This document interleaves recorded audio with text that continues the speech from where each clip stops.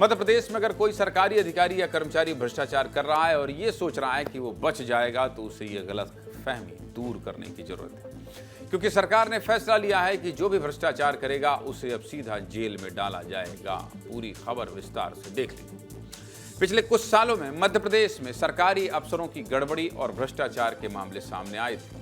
राज्य का audit general विभाग इन गड़बड़ियों को लेकर जांच भी कर रहा है। ऑडिट जनरल विभाग वो होता है जो सरकार के खर्चे का हिसाब रखता है। सरकार के पास पैसा कहां से आया, वो पैसा कहां खर्च किया गया, ये पूरा हिसाब ऑडिट जनरल विभाग रखता है और अपनी रिपोर्ट राज्यपाल को सौंपता है। ऑडिट जनरल की जांच में कुछ गड़बड़ियां पाई गई थी, जिसके बाद सरकार के वित्त विभाग ने एक आदेश जारी किया गया।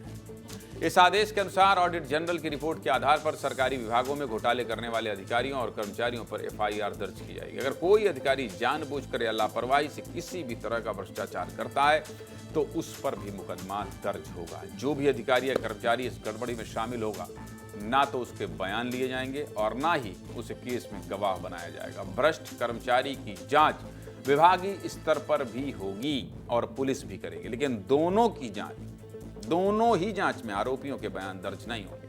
मध्य प्रदेश में पहली बार होगा जब ऑडिट जनरल विभाग की रिपोर्ट के आधार पर सरकारी कर्मचारियों पर पुलिस मुकदमे दर्ज होंगे। ये तो हुई भविष्य की बात, लेकिन ऐसे कौन से मामले थे जिसकी वजह से सरकार को आदेश जारी करना पड़ा, ये भी आपको दिखा देता हूं। देखिए, इसी साल जुलाई के महीने में भोपाल के बरसिया में सरपंच और ग्राम सचिव पर भ्रष्टाचार के आरोप लगे थे। इन दोनों ने मिलकर मृत व्यक्तियों के नाम का इस्तेमाल किया और सरकारी मुआवजा ले लिया। इस मामले में भी ऑडिट विभाग अब जांच को आगे बढ़ाएगा।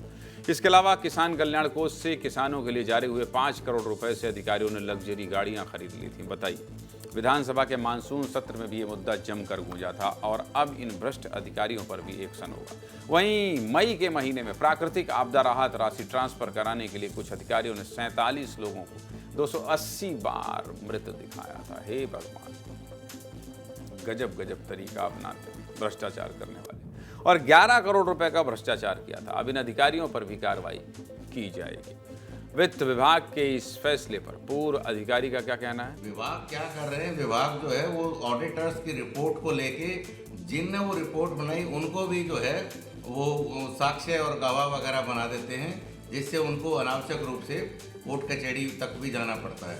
इस सर्कुलर के माध्यम से ये निर्देश दिए गए हैं कि उनको विटनेस ना बनाया जाए। अगर आपत्ति ऑडिट ने ली है, वो आपत्ति अगर सही है तो विभागीय कार्रवाई प्रारंभ कर देनी चाहिए और जो लॉस हुआ है उसकी